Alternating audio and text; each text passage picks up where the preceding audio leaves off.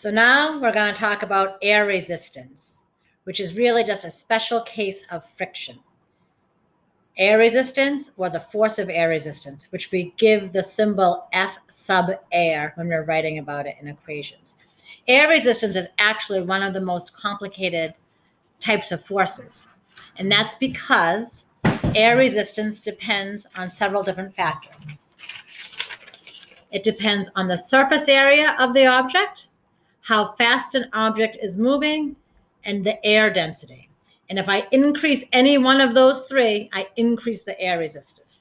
So air resistance can be quite complicated. So here's the classic example of the flat piece of paper versus the crumpled up piece of paper. The flat piece of paper has a lot more surface area than the crumpled up piece of paper. And we can see that air resistance opposes its forward motion. In terms of an object speeding up, you can feel that in your car when you're driving along, say, in the school zone in front of Mansfield High at 20 miles per hour. You don't really feel the air resistance.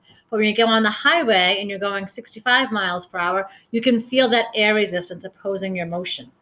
So in that video clip that I showed you a couple of weeks ago of Felix Baumgartner doing the free fall, when Felix first stepped out of the capsule, he wasn't going very fast and wasn't feeling the effects of air resistance. But as he sped up, the air resistance increased and increased. And also air density, that is simply, mass over volume. The more air molecules, the more air density you have. And so when Felix stepped out of the capsule, there were very few air molecules. As he fell, air molecules became denser and denser because air density is closer to the surface of the Earth than it is high up. So again, increasing any one of those, increasing surface area, increasing the object speed, or increasing the air density will increase the air resistance acting on an object. And just one thing about air resistance, it is quite complicated. If I'm parachuting and I'm free falling, and all of a sudden I'm no longer free falling because air resistance is acting on me, right? My air resistance is increasing and increasing as I fall because I'm getting faster and faster. And that means that my acceleration is changing. And I told you we were never going to do changing acceleration in this class. We were always going to do constant acceleration. So air resistance can be quite complicated mathematically and conceptually.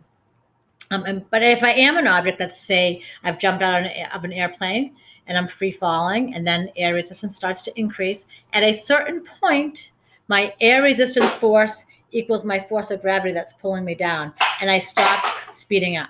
And I'm in terminal velocity, meaning I'm no longer speeding up. So we'll talk a little bit more about air resistance in a later lesson, but that's the overview.